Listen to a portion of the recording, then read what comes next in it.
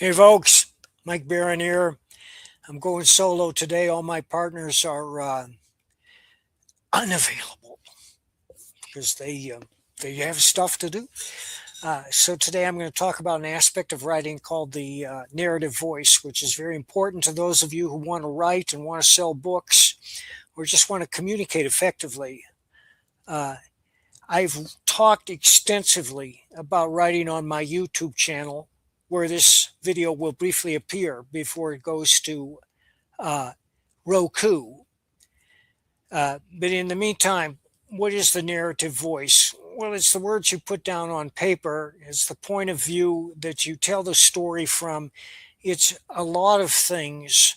Uh, it lies on a spectrum from the invisible to the flamboyant. And by invisible, I mean a writer whose words suck you into the narrative to the exclusion of all else so that you don't notice the words. You're experiencing the story as the narrative voice describes it. The words in the page disappear, and you're seeing and hearing what the words describe. Uh, Michael Connolly is one of the best examples of this that I can think of. He's a very successful writer. He writes the Bosch novels. Uh, he writes I'm drawing a blank here. It's not just Bosch. Oh, yeah, The Lincoln Lawyer. The Bosch TV series is one of the best police procedurals ever done. I recommend it highly. The Lincoln Lawyer had 3 great seasons, and the 4th season launched on Netflix. And they had lost the narrative voice. Instead of the dialogue being natural, the characters were spouting talking points, so I have not followed up on that.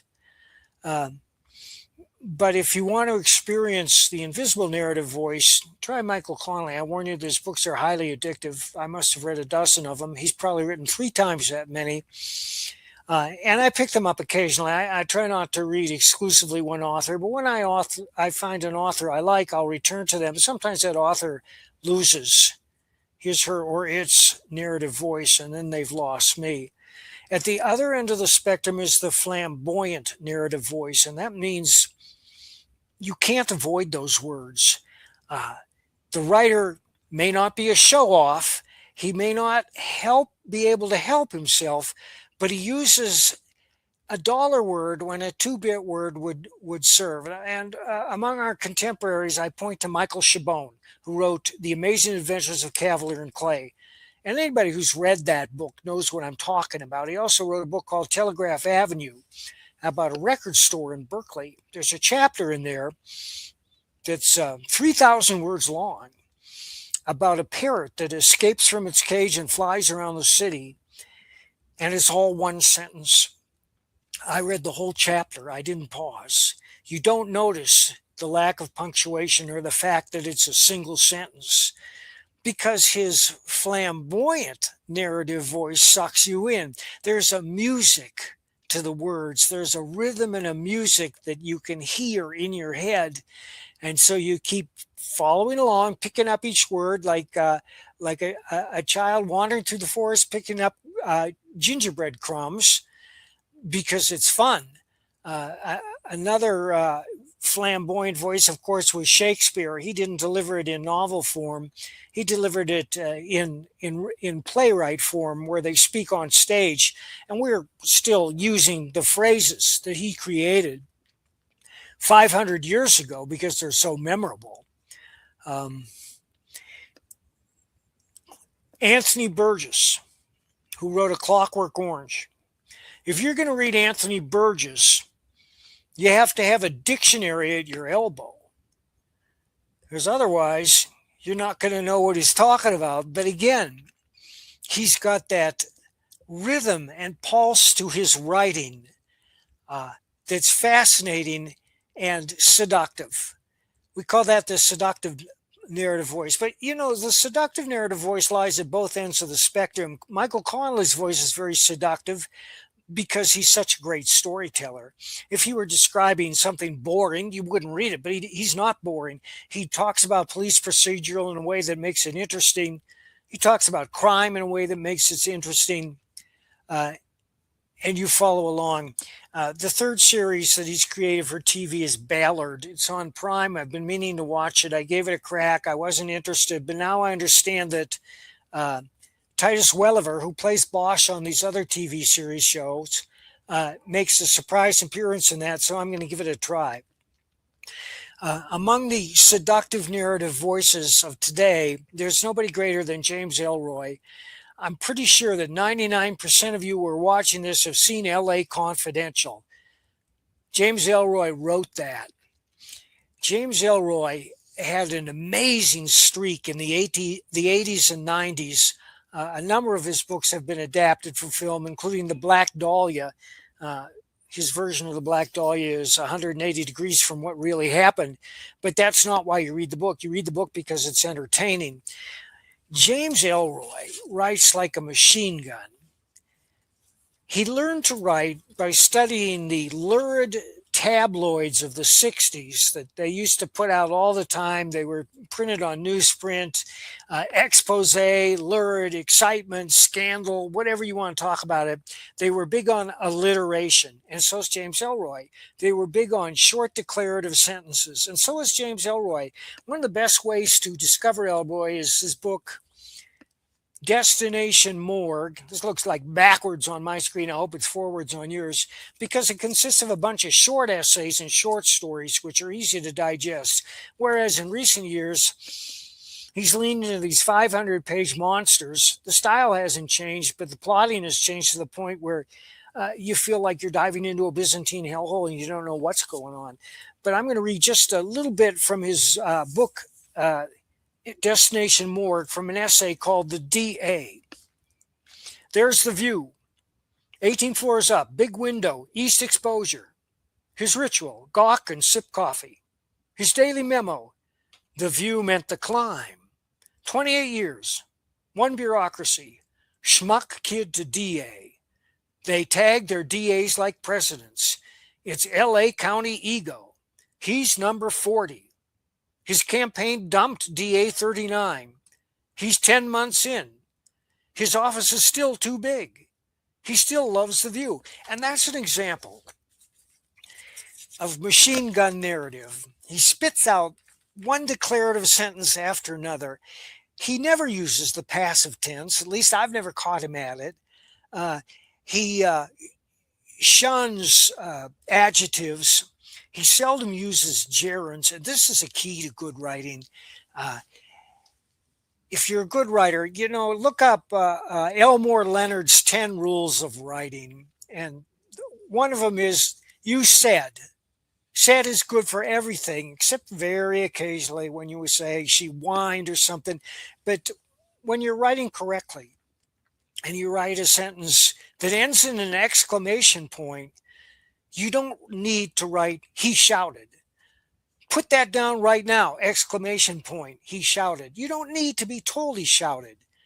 You just need to be told he said, if we don't know who's speaking. But there's a way to introduce who's speaking without using any of those verbs that refer to speech, and that is, John stood up steaming. Put that thing down right now, exclamation point. We get the whole picture. Now, steaming is an adjective. You can use adjectives sparingly if you want. Let me just quote from Elmore Leonard's Rules of Writing.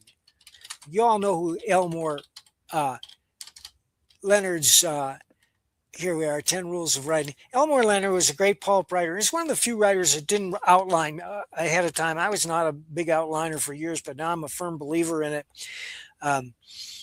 But that's just for me. If you're Elmore Leonard, you don't need to outline. You just sit down with an idea and you wing it. And I know a number of people who do that, and they're very successful. Most aren't, but all right, here we go. Number 1, never open a book with weather. 2, avoid prologues.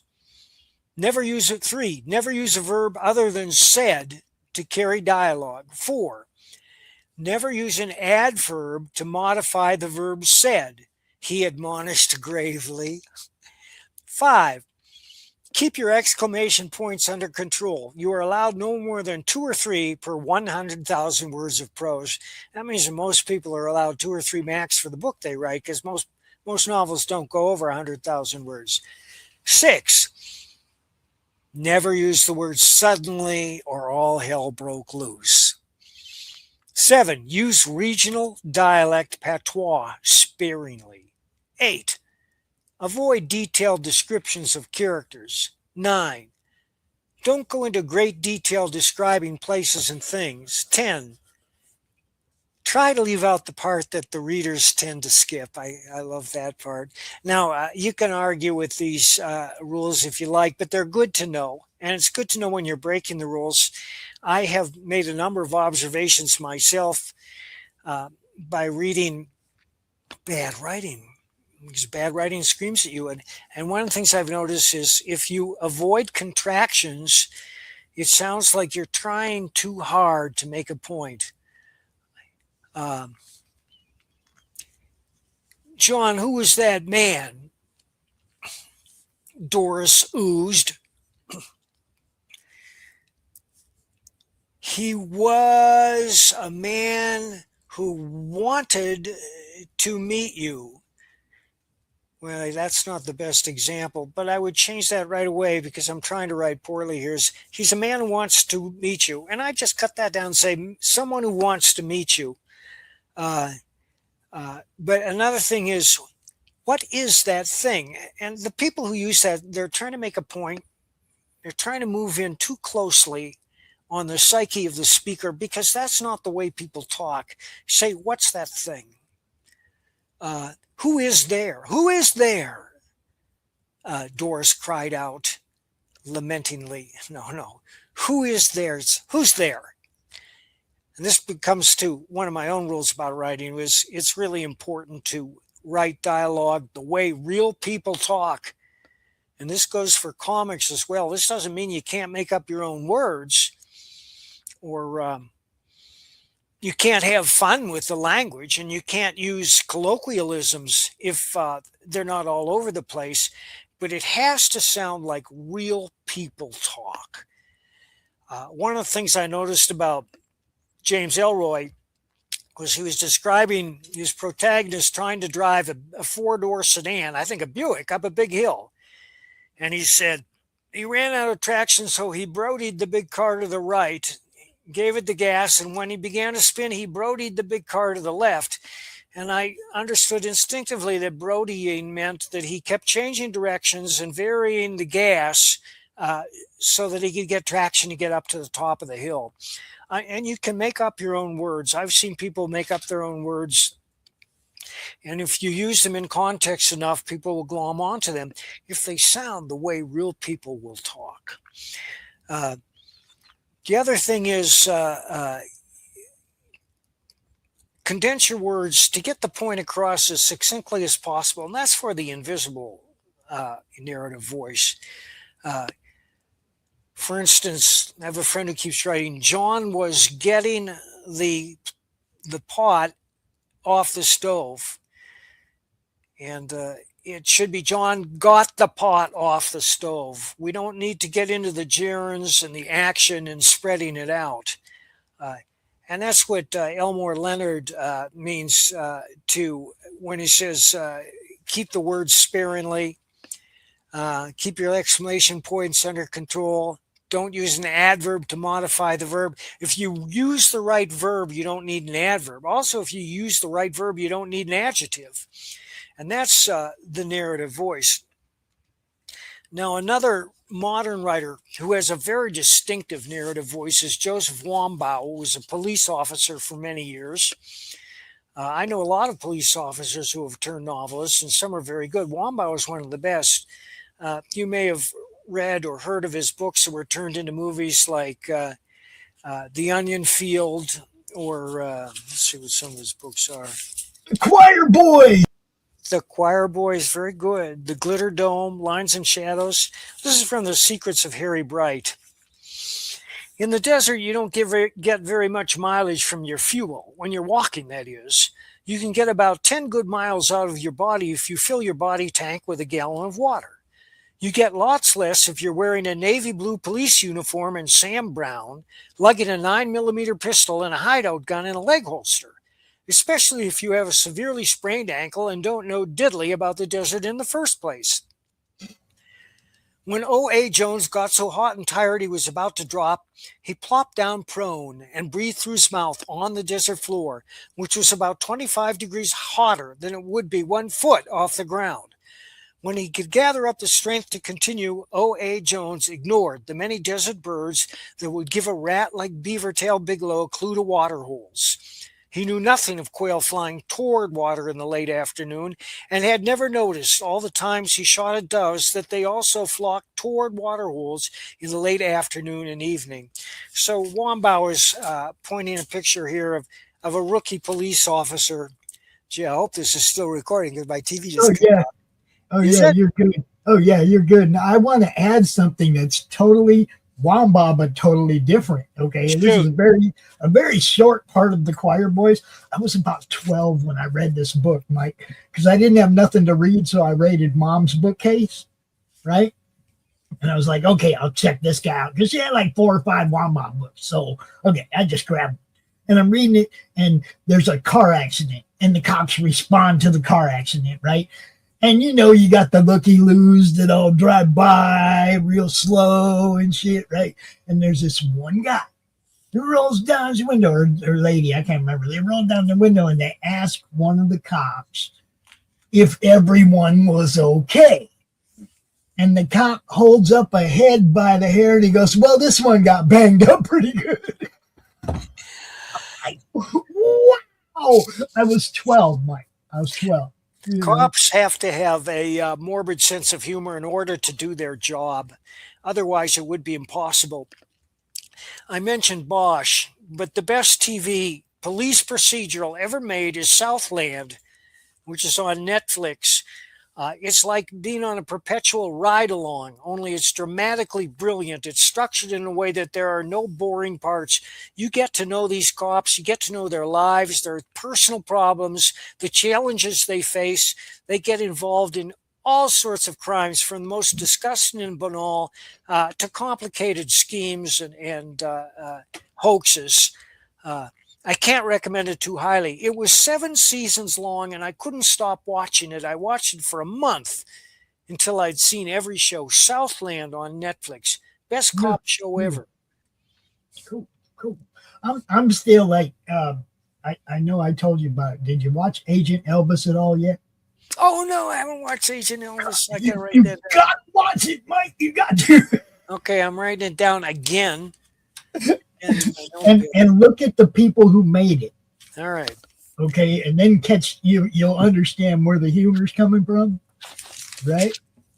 It's really good. I mean, I giggle watching it. You know, it's in the style of Archer. It's funny. It's rough. You know, it's Agent Elvis. All right, now watch Agent Elvis. I did not mean to derail your show because you were on a roll with the narrative voice. I'm gonna get back out of here and let you finish up. All right. But that was, you brought up Wamba, and I'm like, oh my god. And then you read it, and then all I can think is the total opposite end of the spectrum of what I remember him writing. Well, actually, that's Wambau, because he has a gift for mixing moments of pathos with moments of black humor all the time.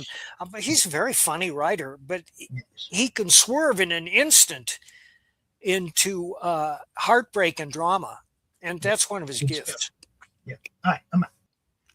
All right. So for those of you who aspire to writing, how do you find your narrative voice? Well, I always say that every would-be writer has a million words of horse shit clogging up his system, and you have to get that out before you get to the good stuff. So writers are people who have to write. And if you want to write books, you have to write every day. I write every day, but I've reached a point in my career where I have demands on me for a number of different projects. I'm writing novels, graphic novels. I have a Substack, MikeBarronSubstack.com. And I talk about writing there quite a bit too. And I preview the writing that I'm doing. But the point is, you have to feel comfortable with your writing and not worry about every word. And I know a lot of people, I see them all over X. who say, will somebody read this? Will somebody tell me if it's any good? What am I doing wrong? When you understand the narrative voice, you don't make a wrong turn, but it takes a while to get there. There are exceptions to this rule, people who are born gifted. Mary Shelley was 19 when she wrote Frankenstein. William Styron was 24 when he wrote Lie Down in Darkness. Carson McCullough was 24 when she wrote The Heart is a Lonely Hunter. I should point out that that's the only novel of note she ever wrote, but it's a brilliant novel and was made into a movie. It was a lot easier to get published in those days because the competition was not so ferocious. But even as reading declines, people who want to write and succeed at it proliferate. So it's a very crowded field. It's just difficult to succeed. But if you want to write and you have a day job, then you should write. I recommend outlining. It doesn't have to be elaborate, but it should serve as a guide, and it should also excite people who might be interested in what you have to write. The purpose of the outline is twofold. One is to show you where you're going, and two, it's to be able to hand it to anybody and have them read it and have them put it down and say, holy shit, where do I get the book? And that is a skill in and of itself. And if you want to know what it looks like, just go to Amazon, go to your favorite fiction writers, and look at the publisher's description of that particular book. That's what it looks like. I would also say that write as simply as possible. Don't worry about the narrative voice. Write down what's happening in the simplest words possible. Avoid the passive tense, or as I prefer to say, the passive tense is to be avoided. Stephen King says, adjectives are not your friend, and he's right about that. If you use the right verb and you describe things succinctly but effectively, you don't need to use adjectives. And that goes with another couple of tricks I've learned out is John set the pot down. Next, he poured water into it. You don't need the next, because the sentence, he poured water into it, follows. John set the pot down. It's behind. John set the pot down. The word next is superfluous and just draws attention to the writer's unfamiliarity with the invisible narrative voice. You might find a way to use it if you have a flamboyant narrative voice, but most people don't have a flamboyant narrative voice. It's something you grow up with your whole life. Learning to describe things in, if I may, a Victorian style. Anybody who's familiar with Victorian literature, be it Sherlock Holmes or Charles Dickens, knows that their language is dripping with adjectives. It's dripping with the passive tense. They greet each other, my most esteemed and beloved comrade John. They embraced. Well, if you run into John and you embrace, it goes without saying today that you esteem and beloved each other, unless you're holding a knife in one hand, planning to stab John in the back. But these are just a couple of the tricks you learn to develop a seductive narrative voice. And again, the seductive narrative voice varies from invisible to flamboyant. What about books on writing? There are thousands of them. A lot are very good. Stephen King's is very good. There's only one essential book on writing. It's Elements of Style by Strunk and White. It's simple. It's funny. You can read it in an hour. Elements of Style. But I have no problem with Stephen King's book on writing. There's also John Brain's book, Writing the Novel. John Brain was a famous British author who wrote Room at the Top, was made into a movie.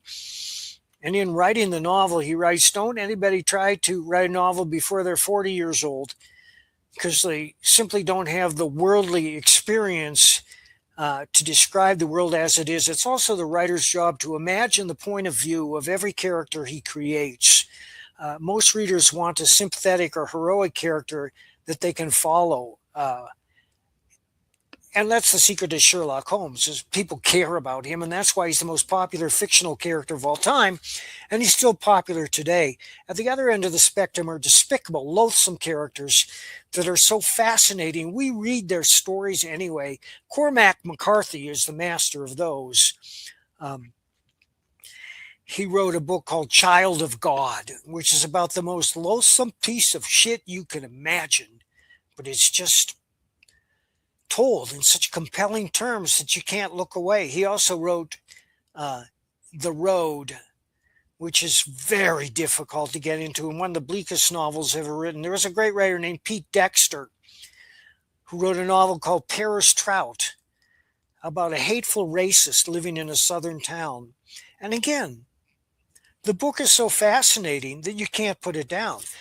Paris Trout is not the only character. There are sympathetic characters, but it's focused on Paris Trout. These are just some general guidelines to help you along to find your narrative voice. Because once you find your narrative voice, then you can't be stopped. And that, because when you find your narrative voice, you will understand story and what constitutes story.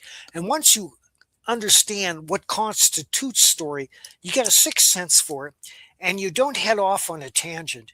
You know where you're going. You might occasionally write a sentence that doesn't work. When I write a novel, I roam back and forth over the entire manuscript constantly, changing things, bringing things up to date,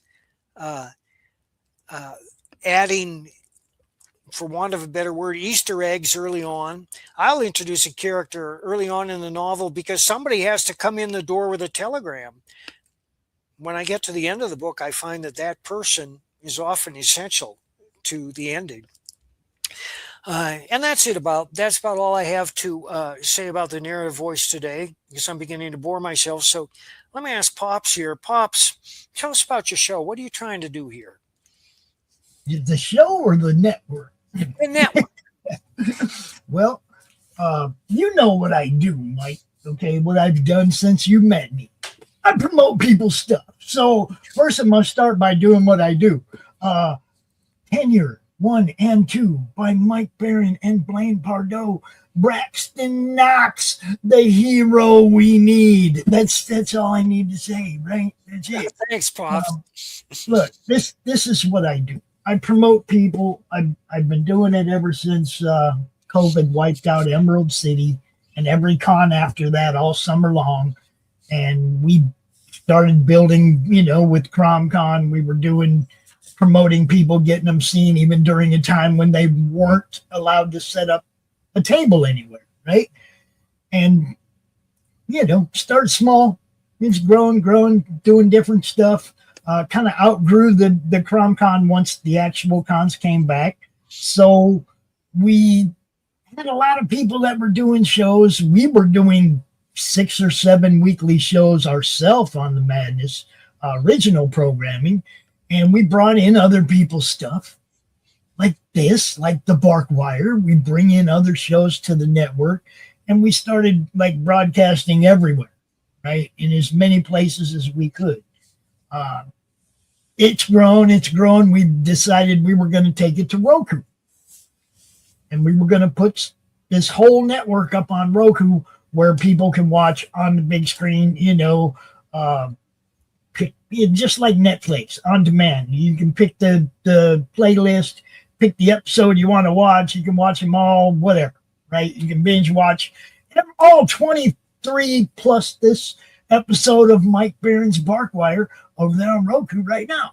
And this is called the Madness Entertainment Network?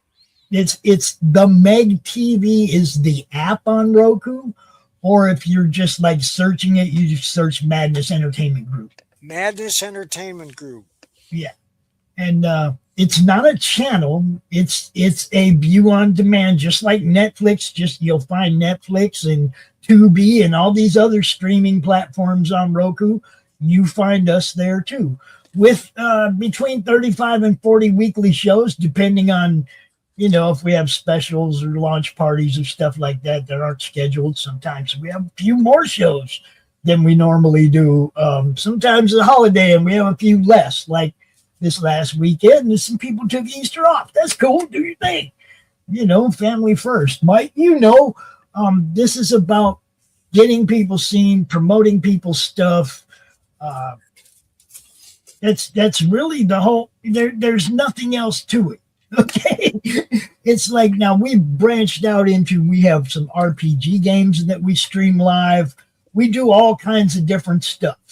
Okay, over on the Pill platform, we do some like Nem in the AM, which is a morning show with music and stuff, and it's really cool with our boy Nem, David Howard, who is also one of our like inner circle guys at the Madness. He's getting ready to have a kidney removed. He's going through cancer treatments right now. They're about to go. He's having surgery tomorrow, so prayers up for Nem.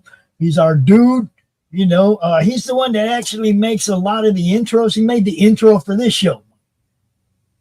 He's keep going. I gotta grab my shoe, but I'm here. My shoe? He dropped his shoe. Having a bitch getting his shoe out from behind his box.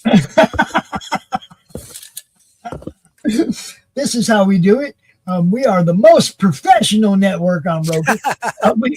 We have fun though. This is the whole thing. We bring people like you out to help teach people stuff about writing or to promote or whatever it is you're doing each week.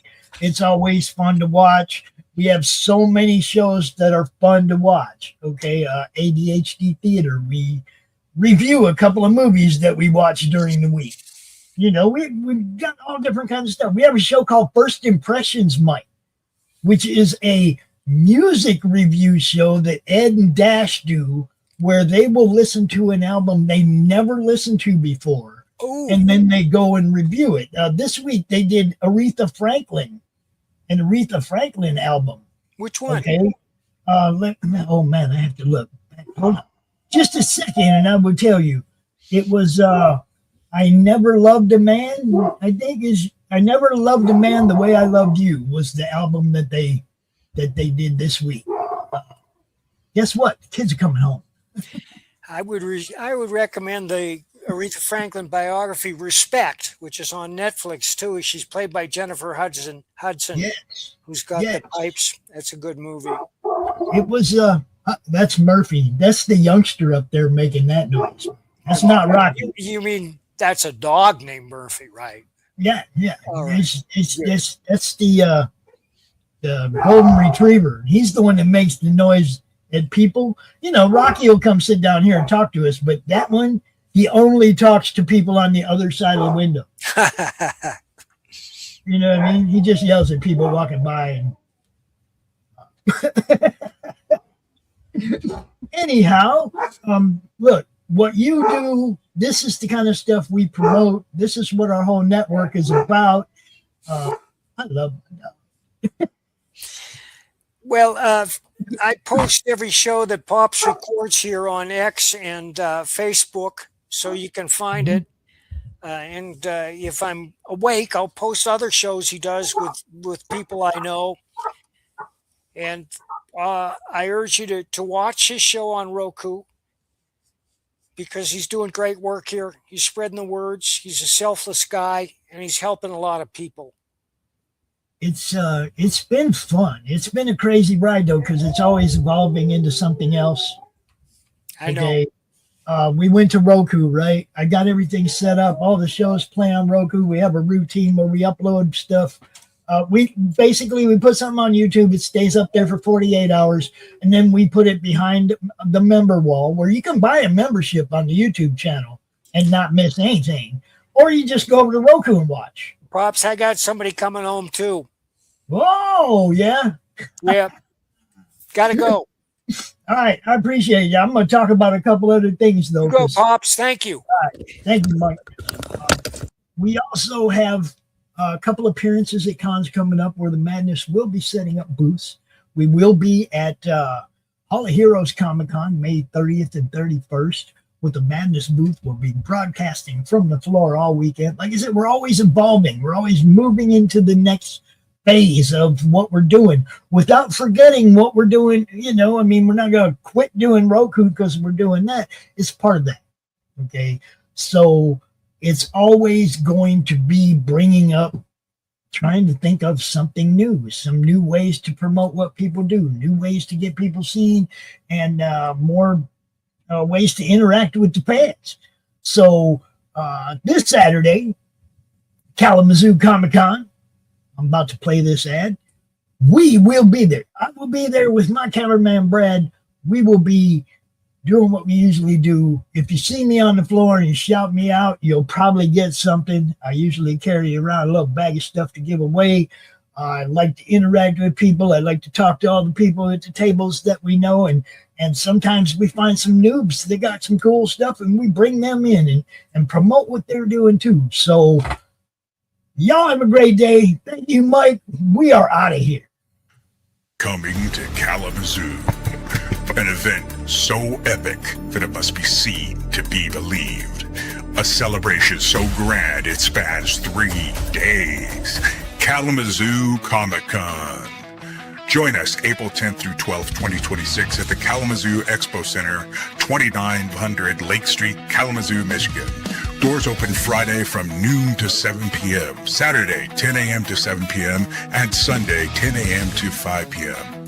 Meet legendary comic guests like Andrew Petboy, Bart Sears, Bob Hall, Corinne Roberts, Dan Monroe, Danica Davidson, Paul D. Story, Randy Zimmerman, Roger Schultz, Scott Prosima, and Tim Seeley. They're all ready to sign, sketch, and share stories from your favorite comics. And that's not all.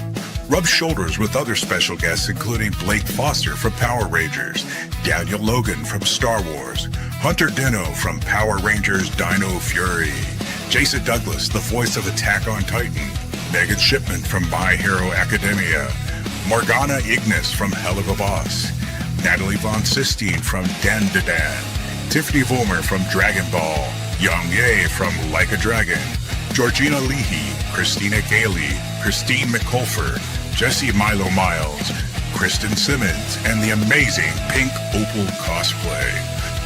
Dive into non-stop activities, thrilling panels and Q&As, autograph sessions, photo ops with stars, a massive exhibit hall packed with comics, merch, and collectibles, artist alley showcases, epic cosplay contests, gaming tournaments, kids zones for family fun, and so much more to geek out over. Don't miss this ultimate celebration of comics and pop culture. Grab your tickets now at grcomiccon.com. Prices start low with 3-day passes for the full adventure. We'll see you there, heroes.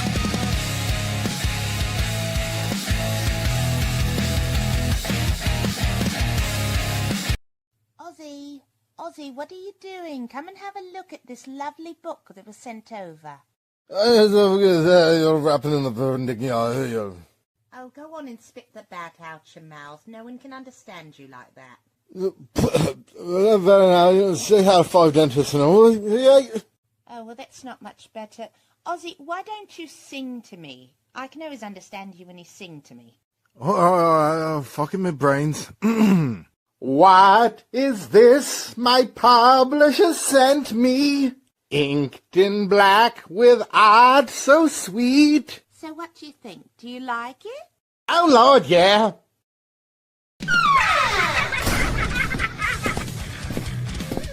If you missed the live viewing of any Meg production, you can find all our content on Roku or as a member of this channel.